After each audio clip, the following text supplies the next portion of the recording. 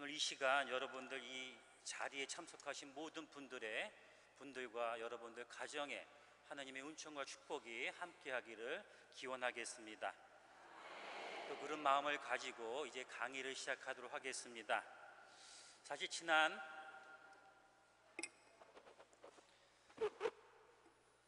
8월 우리는 신앙의 열정에 불타는 뜨거운 여름을 보냈죠. 역사적인 프란치스코 교황님의 방문과 더불어 한국 땅에서 시복식이 거행되었습니다. 윤치중 바오로와 동료 순교자 123위의 시복식에 참석한 모든 신자들뿐 아니라 모든 한국에 있는 신자들이 큰 기쁨을 감추지 못하였고 또 큰 은총을 체험하는 시간이었습니다. 그동안 시복식을 위해서 준비하셨던 많은 분들, 또 그리고 모든 신자들의 기도의 결과가 바로 그 시복식이 아닌가 하는 생각을 해봅니다. 사실 우리나라는 다른 나라와 틀리게 아주 독특한 한국 천주교 역사를 가지고 있습니다. 그것은 여러분들도 잘 알다시피 선교사에 의해서 신앙이 시작된 것이 아니라 평신도 스스로에 의해서 신앙이 시작되었다는 것입니다. 이는 전 세계 어느 나라에도 찾아볼 수 없는 놀라운 것이고 이례적인 것입니다. 제가 공부할 때 20년 전에 공부하러 외국에 나갔을 때 어느 불란서 집에 초대받아서 가서 이렇게 대화를 하다 보면은 한국 천주교 역사에 대해서 물어볼 때마다 우리는 선교사에 의해서가 아니라 우리 평신도 스스로가 신앙을 깨달았습니다. 거의 이해를 하지 못합니다. 아주 놀랍고 경이로운 거예요. 우리 같은 경우는 늘 이런 얘기를 듣다 보니까 당연한 것으로 알고 있을지 모르겠지만 사실 평신도 스스로에 의해서 이렇게 신앙이 시작된 것은 아주 놀라운 것입니다. 프란치스코 교황님도 이번에 방문하셔서 시복식 강론에서 이 평신도에 의해서 시작된 이 점을 무척 강조하셨고 한국의 신앙 선조들의 놀라운 그 신앙의 열정을 우리 모두가 본받아야 된다고 이렇게 말씀하셨습니다. 사실 교황님께서 말씀하셨듯이 많은 사람들이 또 느끼는 것처럼 어떻게 평신도 스스로가 신앙을 찾아갔는지가 오묘하다고 할 수 있겠고 이것은 바로 하느님의 놀라운 섭리라고 할 수가 있습니다. 그래서인지 우리나라만 유독 시성식과 시복식이 우리나라 땅에서 이루어졌습니다. 이것도 경이로운 일이에요. 다른 나라는 전혀 있을 수 없었던 일이죠. 사실 꼭 만 30년 전 1984년도에 교황 요한 바오로 2세께서 방문하셔서 103위 순교자들에 대한 시성식이 있었습니다. 당시 많은 분들이 기억하실 거예요. 여의도 광장을 꽉 메웠던 많은 신자들은 시성식을 통해서 그때 그 모습을 보면서 우리 신앙의 뿌리를 다시 한번 확인할 수가 있었습니다. 또 그리고 그 신앙을 본받고자 하는 열기로 가득했었습니다. 시성식 이후 많은 신자들의 기도, 또 그리고 성인들의 정구에 의해서 한국 천주교회는 신자들이 증가하게 되었고 또 많은 성소자도 탄생하게 되는 그 은총을 우리 모두는 체험을 했습니다. 시성식 이후에 우리 교회는 우리나라 천주교 역사를 한번 다시금 돌이켜보기 시작했어요. 돌이키시다 보니까 103위 순교 성인들의 시성식을 준비할 때 많은 순교자들이 제외됐다는 것을 알게 되었습니다. 특별히 신해 박해 1791년도에 있었던 신해 박해와 1801년에 있었던 신유 박해 때 순교하신 많은 분들이 거기서 제외됐다는 것을 알게 되었고 그분들의 시복을 위한 준비를 하자고 하는 결의를 하게 되었습니다. 그리고 1997년도에 주교회 차원에서 이 시복식은 전 교구 차원에서 이루어지자 노력해보자 해서 노력을 하였고 그 결과를 통해 이번에 윤치중 바오로와 123위 즉 124위의 순교자들에 대한 시복식의 결과로 이어지게 된 것입니다. 지금 현재 우리나라 천주교에서는 한국의 두 번째 사제였던 최영업 토마스 신부님, 그리고 우리 한국 천주교의 시작에 공헌하였던 이벽 세례자 요한과 동료 132위, 또 근현대의 신앙의 증인 즉 6.25 때 순교하셨던 그 신앙의 증인들인 홍영호 프란치스코 보르지아 주교와 동료 82, 그리고 분도 수도회에서는 신상원 보니파시오와 김치호 베네딕토와 동료 순교자 38위의 시복식을 위해 준비하고 있습니다. 많은 분들이 좀 비판적인 시각을 갖는 분들이 계셔요. 어떤 분들은 이렇게 얘기를 하시는 분들도 계십니다. 우리가 103일 시성식을 거행했지만 그분들의 삶도 잘 알지 못하고 있는데 124위 시복식이 꼭 필요한 겁니까? 어떤 분이 이렇게 얘기하는 분도 있어요. 그리고 교회가 이렇게 이벽 요한 세례자와 동료 132위나 이렇게 여러 가지 시복식을 준비하는 것에 대해서도 꼭 그렇게 시복식이라는 과정을 거쳐야 되겠습니까? 라고 얘기하시는 분들도 있어요. 지금 있는 분들을 우리가 더 잘 모시는 것이 중요하지 않겠습니까? 라고 이렇게 말씀하시는 분들이 있다는 것이죠. 그것도 상당히 좋은 의견이라고 볼 수 있습니다. 하지만 저는 이렇게 많은 분들의 시복식을 위해서 이렇게 우리 교회가 준비하는 것이 도대체 무슨 의미가 있는지를 한 3가지로 요약해서 여러분들한테 먼저 설명을 해드리고 싶어요. 첫 번째 의미는 뭐가 있냐면은 때를 뚫지 않아서 교부께서 말씀하셨듯이 교부가 이런 얘기를 하셨습니다. 순교자의 피는 신앙의 씨앗입니다. 다 누구나 9월달이 되면은 누구나 듣는 얘기 중에 하나예요. 순교자의 피는 신앙의 씨앗입니다. 그러니까 순교자의 모습을 발굴하여 그 신앙적 의미를 찾아내는 일은 과거 일을 밝히는 것이고, 이런 자료를 통해서 과거에 살았던 신앙의 선조들이 가졌던 신앙의 모든 것을 찾아내는 것입니다. 즉 과거에 살았던 분들의 신앙의 그 아름다운 모습을 발굴해낸다는 일인 거죠.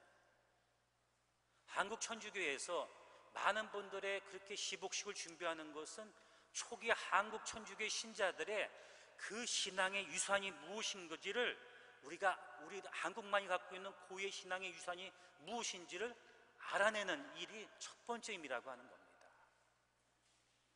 두 번째라고 하는 것은 뭐냐면은 우리나라 신앙의 뿌리를 찾는 일입니다.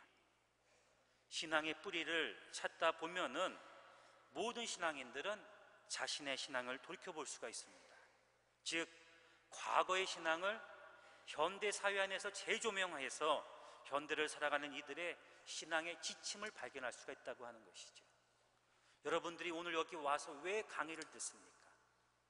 과거 신앙의 선조들이 어떻게 살았는지 그것을 조명해 봄으로써 내가 현대를 살면서 어떻게 살 것인가를 우리가 깊이 깨우치기 위해서 거기 오신 거 아니겠어요? 바로 우리가 많은 순교자들의 신앙의 역사, 시복식을 준비하는 것도 그런 의미가 있다는 거예요. 세 번째 의미는 한국 천주교의 역사를 정리하는 것입니다. 사실 순교자들의 삶의 종합이 바로 우리 교회의 역사입니다. 순교자들의 모습을 모른다는 것은 어떻게 보면은 역사를 모르는 것이다 라고 할 수가 있습니다.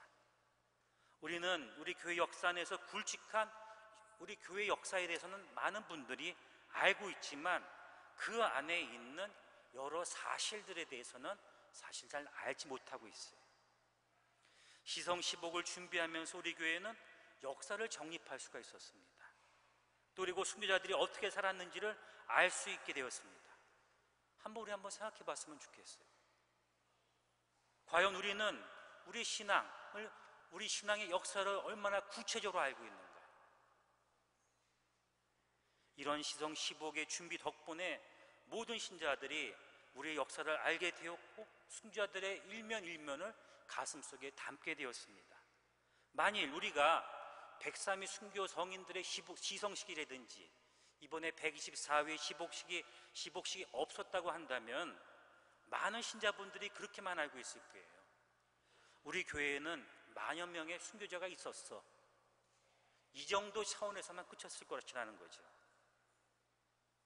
그리고 또 그분들이 어떻게 살았는지, 어떤 고통 속에서도 신앙을 증거했는지에 대해서는 생각을 못하겠다는 겁니다. 그렇기 때문에 이런 시복식을 통해서 순교의 역사를 정리하는 일은 무척 그렇기 때문에 중요한 일입니다. 사실 이런 준비를 통해서 우리는 우리의 신앙의 뿌리를 탔고 역사를 정리하게 되고, 그를 통해서 더 올바른 신앙의 길이 무엇인지를 찾아 나갈 수 있게 된다는 것이죠. 옆에 일본 교회를 한번 보면은 그걸 더 잘 알 수가 있어요. 일본 천주교회 하면 우리 신자들은 첫 번째 받는 느낌이, 그 교회는 교세가 약해. 첫 번째 이미지가 그렇습니다. 하지만 일본 교회에는 교세가 약함에도 불구하고 우리보다 더 먼저, 또 그리고 더 빠른 시간에 많은 노력을 해서 시복식을 많이 준비를 했고, 많은 성인들에 대한 역사를 발굴함으로써 시복식을 이루어줬어요. 시성시복식에 대한 예를 한번 들어드린다면은, 일본 교회의 경우 2월 6일 날 성 바오로 미끼와 동료 25의 순교자 그 축일을 지내고 있고, 7월 1일에는 복자 베드로 기베 사제와 187위, 그 다음에 9월 10일에는 일본 202위 복자 순교 기념일을 지내고 있어요. 그리고 9월 28일에는 성 토마스 니시와 15위의 순교자. 이렇게 일본 교회에는 교세는 작지만 자기 교회의 역사를 정립함으로써 작은 인원 안에서도 더 순교 신앙을 알려주기 위해서 노력을 하고 있다는 것이죠. 그러기에 우리도 더 많은 순교자들의 모습을 찾아서 우리 모든 신앙인의 귀감이 되도록 노력을 해야 될 것 같습니다. 그러면 제가 오늘 이 강의를 하면서 왜 이 강의를 하게 됐는지에 대한 문제제기를 말씀드리도록 하겠습니다. 서울대교구에서는 한국 순교자 현양위를 통해서 매년 순교자들 성호를 맞이해서 순교자 현양 특강과 미사를 봉헌하고 있습니다.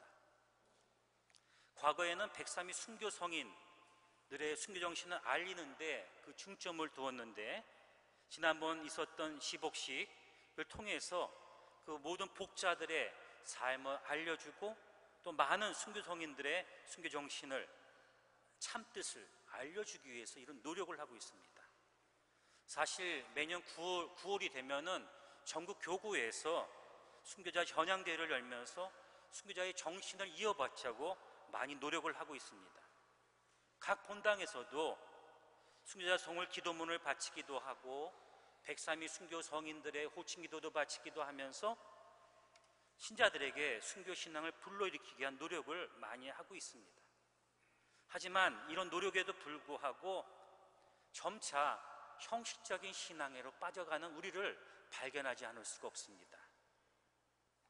어떻게 보면은 연례 행사처럼 이루어지는 순교자 현황대회, 연례 행사처럼 이루어지는 순교자 특강, 9월달이 되면은 순교자 성을 기도 바쳐야 되는구나, 이렇게 형식화되고 매너리즘화 되면서 신자들에게 있어서, 우리 모두에게 있어서 순교자들의 삶을 조명하기보다는 그냥 교회에서 늘 하는 거니까 라고 하는 차원으로 그치는 경우가 많이 있다고 하는 것이죠. 그럼 왜 우리는 이런 매너리즘에 빠지고 행사 위주로 빠지는 신앙을 갖게 되는 것일까? 저는 한 두 가지로 그 의미를 한번 생각해 봤습니다. 첫 번째로는 과거의 역사에는 물리적 박해가 있었지만 현재는 그러한 박해가 없다는 것이 첫 번째 이유예요. 많은 신자분들이 본당에서 신부님들의 강론을 들으면서, 야, 옛날에 순교자들은 저런 박해 속에서도 열심히 살았어, 참 대단하신 분들이야. 그런데 우리는 박해가 없잖아. 그건 과거 얘기구나. 그러니까 마음에 와닿지가 않는다는 거예요. 뭔가 총칼이 와 이렇게 들이대야지 어떻게 보면은 내가 이거서 뭘 할까라고 결정이 될 텐데, 우리는 그런 것이 아무것도 없다는 거예요. 그러니까 과거 얘기는 과거 얘기일 뿐이고 현재는 현재 얘기니까 우리 스스로 자체가 그냥 형식주의에 슬슬 빠지게 된다고 하는 것이죠. 두 번째는 왜 그렇게 빠지게 된 것일까? 두 번째는 제가 보기에는 이 순교자 성월에 강조하는 순교의 의미가 목숨을 바쳐야 된다는 것에서 기인된다고 봐요. 그러니까 순교라고 하는 이미지 자체가 목숨과 연관된 것만 생각하다 보니까 또 한편으로 그런 거예요. 목숨 바칠 일이 없는데. 그러니까 완전히 순교 성인들하고 순교자들의 삶하고 우리하고는 별개라고 하는 거예요. 물질적으로 더 풍요롭게 살다 보니까 더 많은 사람들이 이렇게 생각합니다. 아유, 9월이 됐으니까 또 얘기 들어야겠구나. 오늘 감명적인 얘기 없을까? 이렇게 많이 생각하게 된다는 거죠. 그 이유가 과거 얘기만 생각하고 현재에는 그게 없다고 하는 그런 모습 때문에 그런 우리가 자연스럽게 형식주의에 빠져나간다고 하는 겁니다. 그렇기 때문에 오늘의 강의 내용은 여러분들에게 제가 오늘날이라고 하는 의미의 관점에서 과거의 순교자들의 모습과 현재의 우리를 연결시켜주는 하나의 도움을 주는 강의라고 볼 수가 있어요. 즉, 과거에 물리적 박해가 있었지만 현대의 똑같은 물리적 박해라고 하는 건 무엇인지를 여러분들한테 해드리는 것이 첫 번째 강의 파트에서 여러분들한테 해드릴 말씀입니다. 두 번째 부분에서는 과연 그러면 오늘날 순교자로 산다고 하는 것은 무슨 의미가 있는지, 왜냐하면 순교의 어원은 그 자체가 증거에서 기인되었기 때문에 목숨을 바친다는 협의적인 의미를 넘어서, 그 좁은 의미를 넘어서 우리가 신앙 안에서 추구해야 될 다양한 영성적 의미를 알려드리는 것이 두 번째 파트에서 제가 여러분들한테 드릴 말씀입니다. 그래서 오늘 강의 제목이 오늘의 박해와 순교자적인 삶으로 정해진 것입니다. 서론이 너무 길었던 것 같은데, 그러면 이제 본론으로 들어가서 첫 번째, 그러면 우리는 오늘날의 박해란 도대체 무엇인가 한번 생각해 보고 싶습니다. 강의 들어가기 전에 하나 재밌는 얘기를 해드리겠어요. 많은 농구장에서, 농구장 아시죠? 농구장에서 어떤 사람이 쫄쫄이 바지를 입고 동물 모양의 인형 탈을 쓰고서 막 돌아다녔습니다. 맨 처음에는 이 사람이 창피한 걸 느껴가지고 길을 어떻게 돌아다닐까 했어요. 근데 많은 사람들이 보다 보니까 자기를 바라보지 않는다는 느끼기 시작했어요. 막 활기쳐져 다녔습니다. 1시간 동안 다녔어요. 그 농구 경기가 끝난 다음에 그 관객들한테 물었습니다. 혹시 오늘 여러분들 농구 구경하면서 주변에 이상한 옷 입고 다니는 사람 못 봤습니까? 그러니까 사람들이 어떻게 반응했는지 아세요? 못 봤는데요? 그렇게 얘기를 하는 거예요. 이 실험은 무슨 실험이냐면은 인간이 항상 뭘 생각할 때 내가 세상의 중심이다 라고 하는 착각 속에 있다고 하는 것을 보여주는 실험이에요. 이상한 옷을 입고 사람 속에서 돌아다닌다고 할 때 맨 처음에 그 사람은 사람들이 나를 어떻게 바라볼까, 사람들이 나를 어떻게 생각할 거에 대해서 의식을 하다 보니까 움츠러서 다녀요. 그런데 그게 아니라 보다 보니까 사람은 그렇지가 않고 내 중심적으로만 사람들이 생각하기 때문에 남을 잘 바라보지 않는다고 하는 거예요. 그렇기 때문에 사람들은 가장 큰 착각, 내가 세상의 중심이라고 하는 착각 속에 살아간다고 하는 거예요. 그렇기 때문에 사람들은 자신에게 이익이 되거나 관심이 많은 것에만 관심을 두는 것이 일반적인 것이에요. 그렇기 때문에 사람들은 아주 쉽게 착각에 빠져서 삽니다. 왜냐하면 자기에게 관심이 없는 것이 머릿속에 들어왔을 때 쉽게 그것을 머릿속에서 지우기 때문입니다. 그리고 이렇게 반응해요. 그런 게 있었나? 또 한편으로 어떻게 얘기하느냐? 그런 말을 했었나? 이렇게 생각한다는 거예요. 집안에서, 이건 좀 빠지는 얘기지만, 집안에서 부모하고 자식들하고 대화를 할 때, 노인분들하고 이제 중간 자식들하고 대화를 할 때, 대화의 물꼬가 안 틀리다고 하는 이유가 뭐가 있냐면은 자신의 관점에서만 얘기를 듣기 때문이에요. 남의 관점에서 얘기를 듣는 게 아니에요. 하나 더 예를 들어드린다면 몇 년 전에 제가 이가 무척 안 좋았댔어요. 그래서 임플란트 하는 걸 하는데, 그러니까 치과를 가가지고 두루 누워서 있으니까 너무 아픈 거예요. 그때부터 제가 사람들을 뭘 보기 시작했느냐? 잇몸만 보는 게 잇몸만. 왜 제가 관심 있는 게 그거기 때문에. 사람은 다 마찬가지라는 거예요. 자기 중심적으로 바라본다는 거예요. 자기 중심적으로. 신앙도 마찬가지라고 하는 것이, 신앙도 내가 들은 내용으로만, 내가 생각한 방향으로만 그 신앙도 받아들이려고 하고 이해하려고 합니다. 그렇기 때문에 어떤 걸 받아들일 때 폭넓게 생각하는 것이 아니라 협의적으로 작은 의미로만 받아들일 때가 많아요. 그러니까 우리가 얘기하는 물리적 박해라고 얘기했을 때 박해하면 우리하고 관계없는 게 느껴지는 거예요. 왜냐? 우린 내 중심적으로 살잖아요. 그러니까 나한테는 박해가 없는데 그러니까 뭔 얘기구나 이렇게 쉽게 받아들인다는 거죠. 그러면 물리적 박해, 박해의 근본적인 뜻은 무엇이냐? 박해의 근본적인 뜻은 뭐냐면은 과거에 신앙이 없는 이들이 신앙을 가진 사람들에게 가한 물리적인 해악들, 이렇게 정의를 할 수가 있으니까 신앙이 없는 사람들한테, 신앙을 가진 사람들한테 가했던 고문들, 물리적인 충격들, 이것이 박해입니다.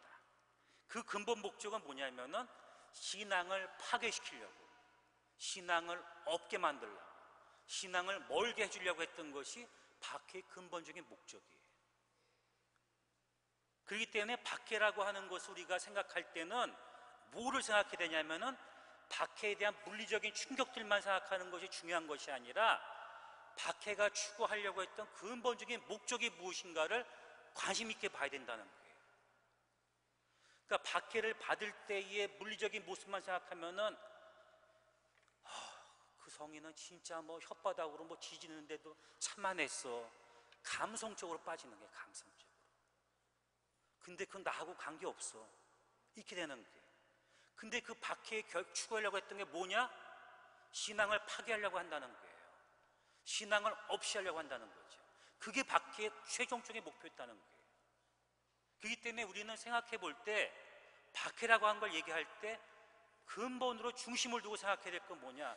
내 삶 안에서, 내 신앙 안에서 과연 무엇이 나로 하여금 신앙을 멀게 해주고 있는가? 무엇이 나로 하여금 내 신앙을 파괴하려고 하는가? 이것을 생각하는 것이 현대의 박해의 의미를 찾는 거예요. 제가 얘기를 하나 해드리겠습니다. 103위 순교 성인 중에서 프랑스 선교사로 한국에서 순교하신 그 신부님들이 10분이 계시죠. 그 10분 중에서 27세 나이로 젊은 나이 순교하신 성 김도리 헬리코 신부님이 계십니다. 다 들으셔서 아시죠? 왜 이렇게 조용하세요? 그냥 아신다고 대답하시면 돼요. 아시죠? 그러면 이런 강의 오셨는데 그 정도는 알고 오셨겠죠. 그 김도리 헬리코 성인 그 신부님이 계신데 그분이 1839년 프랑스 작은 시골 마을에서 태어났댔어요. 근데 이분은 건강이 무척 안 좋으셨습니다. 근데 성수의 뜻을 갖고 있어서 1852년도에 소신학교 입학하셨죠. 소신학교 입학해서 8년 공부하고 난 다음에 1860년에 대신학교에 들어가서 1864년에 사제로 서품을 받습니다. 서품을 받자마자 성인은 파리 외방정교회에 지원을 하셔요. 그리고 1865년 한국에 입국하셔서 1866년 병인 박해 때 27세의 나이로 순교하십니다. 성인이 소신학교를 마치고 대신학교를 갈 때 많은 사람들이 반대를 합니다. 그의 후견이었던 백작이 특히 반대를 해요. 왜 반대하냐? 아니 그렇게 몸이 약해서 뭘 하겠습니까? 건강 문제로 반대를 해요. 그의 본당 신부님도 마찬가지였댔어요. 성인의 건강과 인간적인 판단으로 반대를 합니다. 그럴 때 성인이 말씀하시죠. 신부님, 제가 이 조그만 몸으로 하느님의 뜻에 따라 정교하는 신부가 된다면 순교까지 하게 될지 누가 알겠습니까? 그렇게 되면 신부님도 자랑스럽고 행복하지 않으시겠습니까? 이렇게 자신의 마음을 표현을 합니다. 근데 이 반대 중에서 가장 큰 반대가 뭐냐면 부모님의 반대죠. 어머님이 특별히 반대했어요. 어머님이 뭐라 그랬냐면은 신부는 되어도 좋다. 하지만 교구에 남아있지 외방 정교에 갈 생각은 하지 마라. 이렇게 얘기를 합니다. 그러니까 성인이 뭐라고 얘기를 했냐면은 어머니, 이 일을 위해서 저는 8년간을 준비했는데 하느님 뜻이게 순명할 수밖에 없습니다. 라고 대답을 합니다. 그러니까 어머니가 이렇게 얘기를 해요. 우리와 같이 있으면서도 하느님을 섬길 수 있지 않니? 제발 이 어미를 버리지 말아다오. 어머님들이라면 충분히 이런 얘기 하시죠? 예? 자식이 죽으러 가는 것처럼 가는데 또 몸도 약한데 이런 얘기 안 하시겠어요? 그런데 성인은 그런 반대에도 불구하고 신앙을 증거하기 위해서 노력을 하십니다. 왜냐하면은 성인들이 이 성 김도리 헬리코 신부님을 선교하지 마라 했던 이유는 뭐냐면은 그분의 몸이 나약했고 어린 나였기 때문에 하지 마십시오, 하지 마십시오라고 얘기를 하는 거예요. 예? 오죽하면 어머니는 교구사제로만 남아있어라 라고 얘기했겠습니까? 그런데 성 김도리 헬리코 신부님은 이런 인간적인 논리나 사고에서 생각하는 것이 아니라 하느님의 뜻을 먼저 생각했어요. 인간적인 논리나 뜻에서 볼 때는 그 도리 신부님은 분명히 교구사제로 남아 지내는 것이 더 좋았을지 모르겠죠. 하지만 하느님은 인간의 이성적인 사고, 우리의 생각을 넘어서 일을 하십니다. 우리가 생각한 걸 넘어서 당신의 일을 하시고 당신이 이 역사에 개입을 하셔요. 그런데 문제는 뭐냐? 우리가 우리의 생각대로, 우리의 뜻대로 그 하나님의 뜻을 생각하지 않는다는 거예요. 마태복음 16장 23절을 보십시오. 예수님께서 사도 베드로에게 얘기하지 않습니까? 너는 하느님의 일을 생각하지 않고 사람의 일만 생각하는구나. 여러분도 한번 잘 생각해 보십시오. 우리가 우리 스스로에게 신앙을 멀게 해주는 것은 어디서 나오느냐? 내 안에서 나오는 거예요. 내 생각과 내 중심적인 사고방식, 내 뜻과 그것이 신앙의 모든 것이라고 생각하다 보니까 하느님의 뜻이 어디 있는지 찾지 않습니다. 하느님이 원하는 것이 무엇인지 묻지 않는다는 거예요.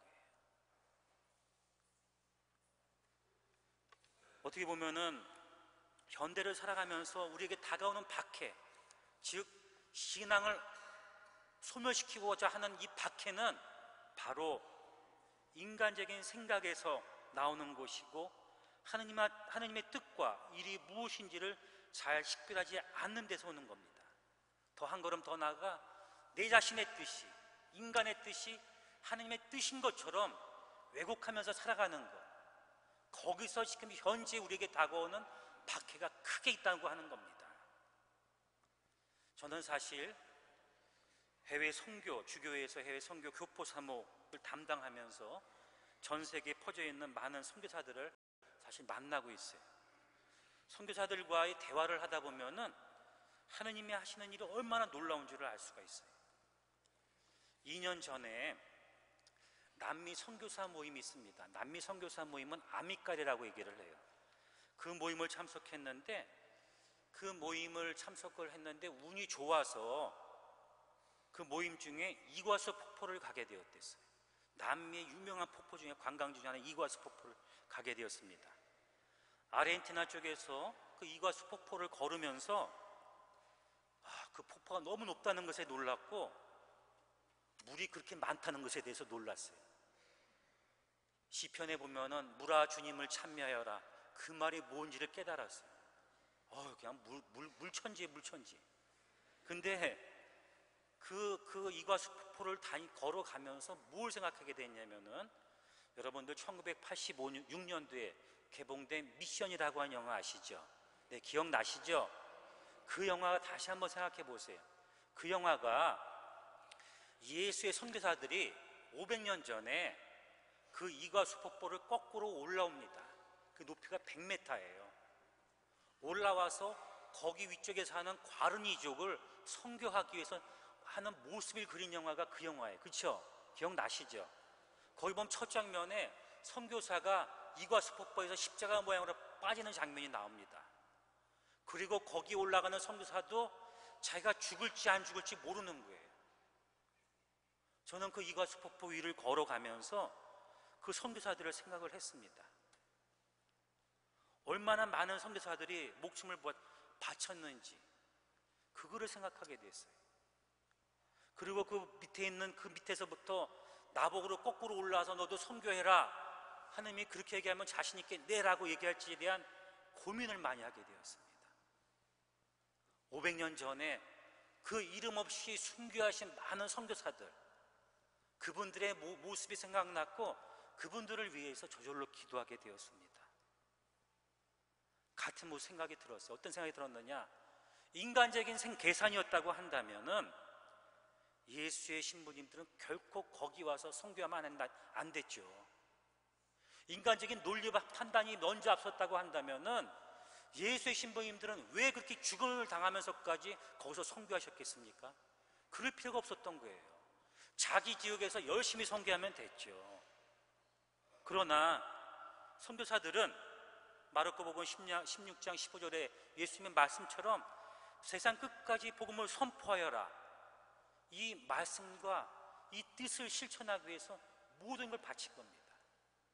자기의 이성적인 생각, 인간적인 판단, 이것이 앞선 것이 아니라 먼저 하느님의 뜻과 하느님의 일을 먼저 생각한 거예요. 그 말씀을 내가 어떻게 실천할 것인가, 그걸 먼저 생각했다는 거예요. 하느님의 말씀과 뜻을 실천하는 것이 결코 쉽지 않지만 그렇게 노력했기 때문에 인간의 역사 안에서 볼 때 남미 선교는 한 세대에서는 그 결실을 못 봤지만 하느님 시간 안에서 볼 때, 또 시간이 지나면서 볼 때 그분들의 순교의 씨앗이 퍼져서 현재 전 대륙, 남미 전 대륙의 복음화가 이루어진 것이 아닙니까? 저는 이와 같은 상황이 단지 500년 전에만 있었다고 생각하지 않습니다. 작년에 5월 달에 중앙아프리카에서 선교하시는 수녀님들이 보낸 그 카카오톡 아시죠? 거기서 보낸 메시지를 많이 받았어요. 근데 그 메시지가 참 어려운 내용이었습니다. 왜냐하면 중앙아프리카라고 하는 나라는 지금도 내전 속에 있어요. 남수단 쪽에서 온 회계도와 연관된 반군들이 전체 나라를 싸우는 내전 속에 있습니다. 그 수녀님이 그 방기 수도에 있는데 그 내전 속에 있는 상황을 이렇게 저한테 보내줬어요. 그 글을 좀 읽어드리겠습니다. 반란군과 중부 아프리카 유엔군이 함께 시내를 활보하니 언제 어디서 어떻게 총알이 날라올지 모릅니다. 회계도들의 교회 약탈과 탄압 상태가 심해질까 염려하고 있습니다. 수요원 앞에는 수요원을 지켜준다는 명목으로 군인들이 진지를 구축하여 총을 들고 있는데 그 앞으로 지나가야 하는데 우리 모두도 두려워 무엇을 할지 모르겠습니다. 기도할 뿐이지요. 또 이런 메시지도 보냈어요. 여기는 총기 수거한다더니 마지막 반란을 하나 봅니다. 한 마을에 6명이 사살되고 집집마다 젊은이들 맞고 약탈에다 난리입니다. 어제 저녁에 저희 수녀원 앞에서도 총동 군인들이 밤 10시부터 새벽 2시까지 총쏘고했습니다. 미사 중에 기억해 주세요. 모두의 안전을 위해서. 올해는 더 상황이 심각해졌어요. 그 성당으로 약 400명 정도가 피신해 왔습니다. 근데 거기 총알이 막 날라드는 거예요. 성작에 총알이 박히는 사진도 보내주셨어요. 한 번은 어느 청년이 성당 앞에서 왔다 갔다 하기에 이상해가지고 거기 있는 성당 청년들이 잡아봤더니 몸 전체에 폭탄을 들고 있었다는 거예요. 현재 우리나라에서는, 한국 천주교에서는 아프리카 약 100명 정도의 선교사가 파견돼서 활동하고 있습니다. 남미에는 약 300명 정도가 파견돼서 활동하고 있어요. 그분들의 사시는 환경을 보면은 인간적인 편의 생각으로 할 때는 꼭 결코 거기 나가서 일할 필요가 있는가라고 하는 생각이 듭니다. 어떻게 보면 중앙아프리카의 이 어려운 상황 속에서 정부군과 또 반군과의 대치 상황 속에서 꼭 거기 있어야 한다는 것은 인간적인 판단에서는 옳지 않을 것입니다. 하지만 이런 상황을 들으면서 우리는 생각하지 않는 게 있어요. 뭐냐?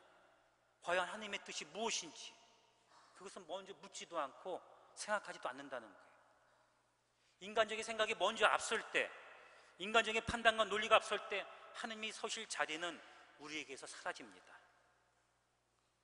선교자들이 그렇게 어려운 환경 속에서도 목숨을 바친 것은 인간적인 판단과 생각에서 나온 것이 아닙니다.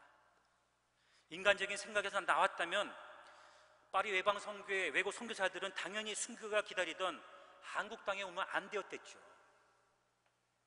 하지만 순교 성인들은 인간적인 판단보다는 자신을 통해 하실 하느님의 일을 먼저 생각했습니다. 부족하지만 자신의 신앙을 통해 하실 하느님의 뜻을 먼저 생각한 거예요. 그렇기 때문에 목숨을 바칠 수 있었고 그 피가 씨앗이 되고 싹이 되어서 우리에게 전해진 것입니다. 아프리카에서 선교 어려운 환경 속에서 있는 많은 선교사들도 하느님을 먼저 생각하기 때문에 어려움을 생각하지 않고 진정 신앙 안에서 기쁘게 지내십니다. 그분들이 보여주고 있는 신앙의 노력이 점차 씨앗이 돼서 아프리카 땅에 뿌려지고 있는 것이고 싹이 터서 후손에게 전해질 것이라는 거죠. 그러기에 오늘날 우리에게 다가오는 이 박해라고 하는 것, 보이지 않는 박해라고 하는 것은 바로 외부에 있는 것이 아니라 우리 안에 있다고 하는 것을 잊지 않았으면 좋겠습니다. 하나님을 먼저 생각하지 않는 것, 이것이 박해의 시작이고 또 그 박해의 종말이라 볼 수가 있습니다. 종점이라 볼 수 있습니다. 그렇기 때문에 이미 여기에 참석하신 모든 신자분들은 하느님을 먼저 생각하고 그 뜻을 찾기 노력하는 신앙이 되었으면 좋겠습니다. 첫 번째 강의를 마치면서, 첫 번째 앞부분을 마치면서 로마서 12장 2절의 말씀을 잠시 우리 마음속으로 한번 들었으면 좋겠습니다. 잠시 눈을 감고 로마서 사도 바울의 말씀을 들읍시다. 여러분은 현세에 동화되지 말고 정신을 새롭게 하여 여러분 자신이 변화되게 하십시오. 그리하여 무엇이 하느님의 뜻인지, 무엇이 선하고 무엇이 하느님 마음에 들며 무엇이 완전한 것인지 분별할 수 있게 하십시오.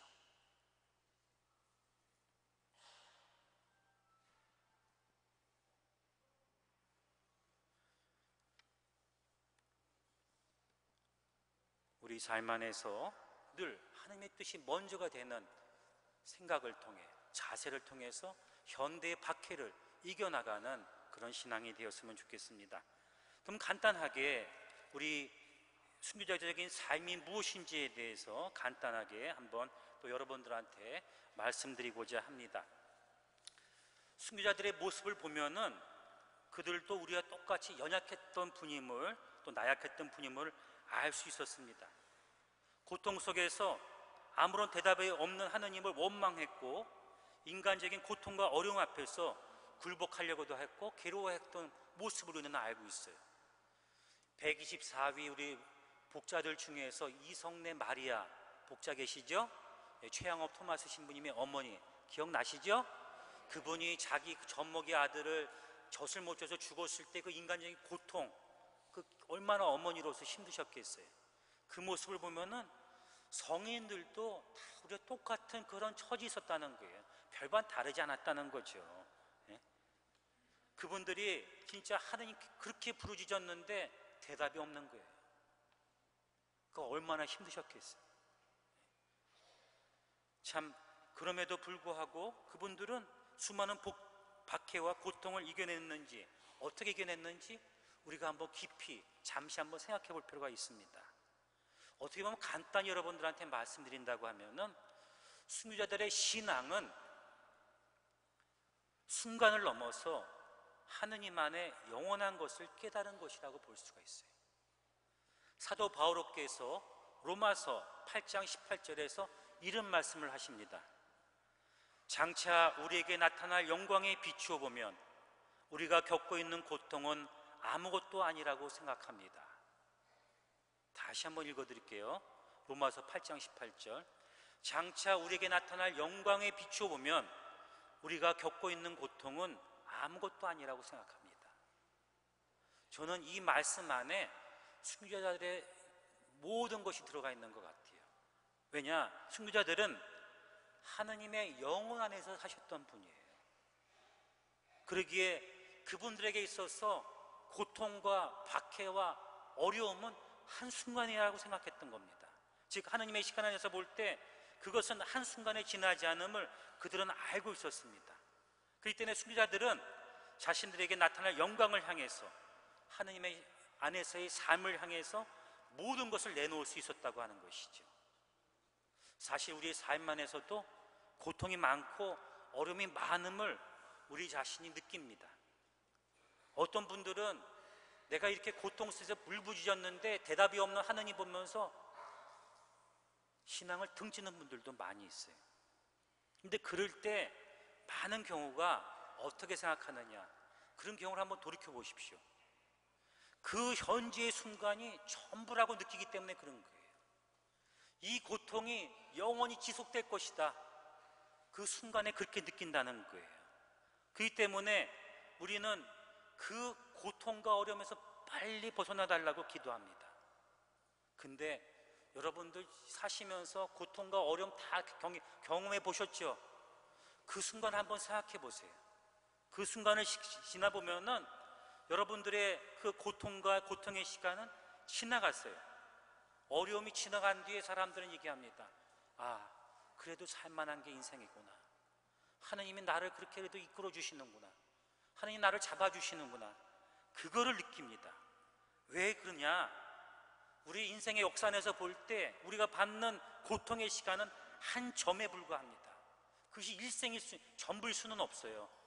근데 그 순간만큼은 그게 전부라고 느껴지는 거죠. 그런데 이것은, 그 순간의 시간은 하느님의 시간에서 볼 때는 더더욱 짧은 순간이고 찰나에 불과합니다. 그런데 우리는 그 안에 갇혀 있다 보니까 더 넓고 더 깊은 하느님을 바라보지 못한다는 거예요. 그렇기 때문에 어떻게 보면 우리에게 지금 이 순간을 살아가면서 늘 가져야 될 것은 뭐냐? 하느님 안에서 영원한 것을 늘 가질 수 있도록 노력해야 된다는 겁니다. 그것이 어떻게 보면은 신앙의 참 모습이라는 것이죠. 그러면 이런 삶을 무엇인가? 지금 현재를 살면서 하느님 안에서 영원한 삶을 사는 것이 무엇인가? 그 영원성을 안에서 산다는 것이 무엇인가? 요한복음 6장 68절에서 69절에 보면은 사도 베드로는 예수님께 이런 신앙 고백을 합니다. 주님, 저희가 누구에게 가겠습니까? 주님께는 영원한 생명의 말씀이 있습니다.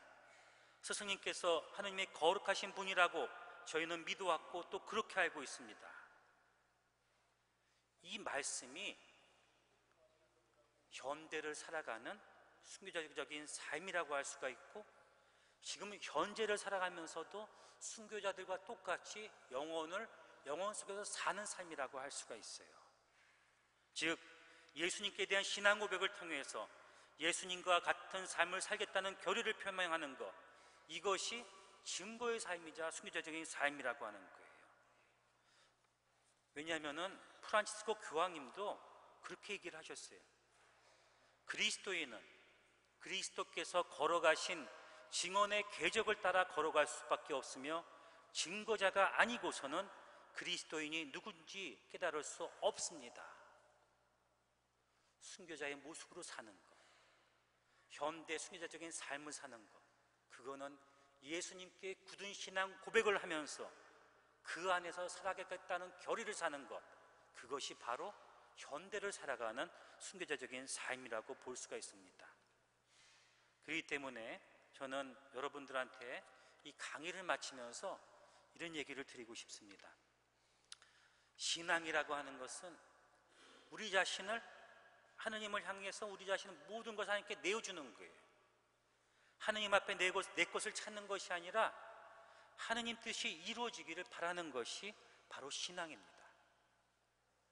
이 은총의 시간에 이 순교자 생활을 지내면서, 그렇기 때문에 우리 모두 인간적인 판단보다는 하나님의 뜻을 먼저 찾는 그런 우리 신앙인이 될 때는 다짐을 했으면 좋겠고, 그걸 구체적인 삶 안에서는 지금 이 순간 주님이 보여주신 그 삶을 내가 굳건히 믿고 살아가겠노라고 하는 다짐을 하면서 살아가는 것, 이것이 9월달 순교자 생활을 지내는 신자들의 자세가 아닐까 하는 생각을 여러분과 같이 나누고 싶습니다.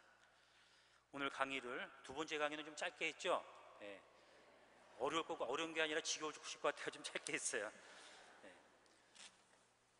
강의를 마치면서 또 성경 말씀 잠깐 읽어드리고 여러분과 같이 묵상하고 싶습니다. 로마서 8장 35절부터 8장 35절 37절의 말씀을 들려드리겠습니다. 이게 순교자적인 우리의 삶하고 똑같은 거기 때문이에요. 사도 바울의 말씀입니다. 무엇이 우리를 그리스도의 사랑에서 갈라놓을 수 있겠습니까? 환난입니까? 역경입니까? 박해입니까? 굶주림입니까? 홀벗음입니까? 위험이나 칼입니까? 우리는 우리를 사랑해 주시는 분의 도움에 힘입어 이 모든 것을 이겨내고도 남습니다. 아멘. 네, 오늘 강의를 들으시면서 진정으로 주님 안에 굳건한 고백, 신앙 고백을 하면서 살아가는 신앙이 되기를 바라고, 다시 한번 이곳에 참석하신 모든 신자분들과 또 여러분 가정에 하나님 은총이 충만하기를 기원하면서 이 강의 마치도록 하겠습니다. 감사합니다.